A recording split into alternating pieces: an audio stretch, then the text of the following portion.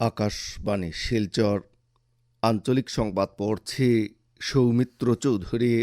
রাজ্যে ভোটার তালিকায় সম্প্রতি ৯১,৩৮৫ জনের নামের পাশে ডি চিহ্ন লাগানো হয়েছে।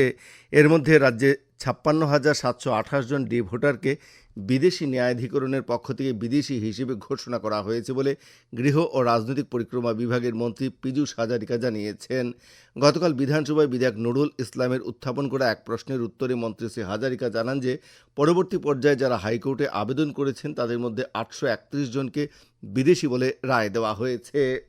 এছাড়া বিদেশি ন্যায়াধিকরণ ৬৫,১৭১ জনকে, হাইকোর্ট ৪২ জনকে এবং সুপ্রিম কোর্ট ৩ জনকে ভারতীয় নাগরিক বলে ঘোষণা করেছে বলেও মন্ত্রী শ্রী হাজারিকা জানান। আসাম বিধানসভার বাজেট নিয়ে আলোচনা শেষ হওয়ার পর বিধানসভার কেন্দ্রীয় কক্ষে রাজ্যের হাতি ও বানরের উপদ্রব বেশি হওয়া বিধানসভা কেন্দ্রগুলির বিধায়কদের নিয়ে আগামীকাল একটি জরুরি বৈঠক অনুষ্ঠিত হবে বলে রাজ্যের বন ও পরিবেশ মন্ত্রী জয়ন্ত মল্ল বড়ুয়া জানিয়েছেন। গতকাল বিধানসভায় বিধায়ক পদ্ম হাজারিকা ভারত ভুটান সীমান্তের বন্য হাতির উপদ্রব এবং হাতি ও মানুষের সংঘাতকে নিয়ে উত্থাপন করা এক প্রশ্নের উত্তরে রাজ্যের বন ও পরিবেশ মন্ত্রী জয়ন্ত মল্ল বড়ুয়া একথা জানান। এর আগে বিধায়ক পদ্ম হাজারিকা জানান যে হাতি ও মানুষের সংঘাতের ফলে গত ৩ বছরে রাজ্যে ১২০টি হাতি এবং ৩৬৩ জনের মৃত্যু হয়েছে।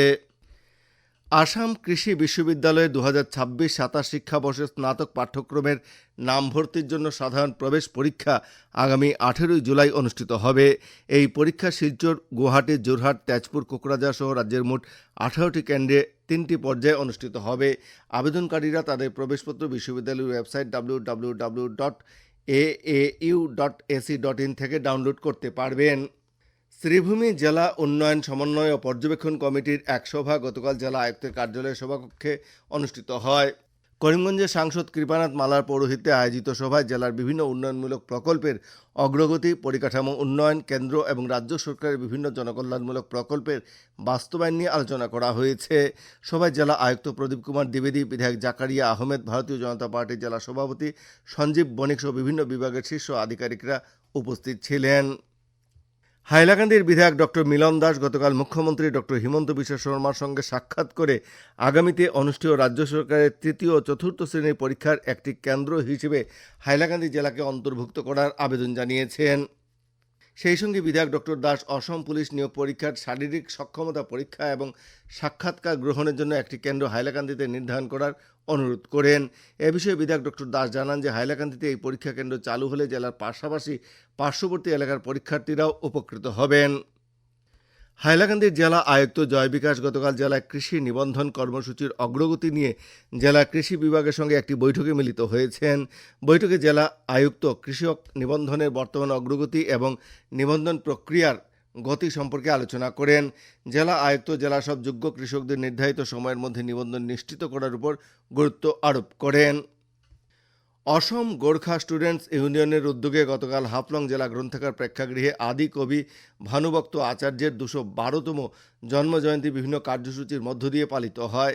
অনুষ্ঠানে মুখ্য অতিথি হিসেবে বক্তব্য রাখতে গিয়ে ডিমা হাসাও স্বায়ত্তশাসিত পরিষদের মুখ্য কার্যবাহী সদস্য দেবলাল গার্লোসা আদি কবির জীবনের বিভিন্ন দিক নিয়ে আলোচনা করেন।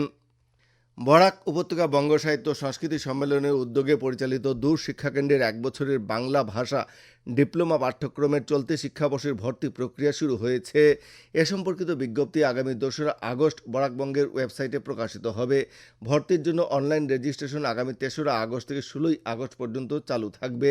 ভর্তি সংক্রান্ত বিস্তারিত তথ্য, নির্দেশাবলী এবং পরবর্তী আপডেট জানতে ছাত্রছাত্রীদের বরাকবঙ্গের ওয়েবসাইটে নজর রাখতে বলা হয়েছে। আকাশবাণী শিলচর কেন্দ্রের আঞ্চলিক সংবাদ আমাদের ইউটিউব চ্যানেল এআইআর নিউজ শিলচরের মাধ্যমে শোনা যাচ্ছে। এছাড়া আমাদের Facebook page all India radio news Silchar এবং এক্স হ্যান্ডেল @AIR নিউজ শিলচরের মাধ্যমেও এই সংবাদ শোনা যাবে। আঞ্চলিক সংবাদ এখনকার মতো শেষ হলো। পরবর্তী আঞ্চলিক সংবাদ রাত ৭টা ৪৫ মিনিটে।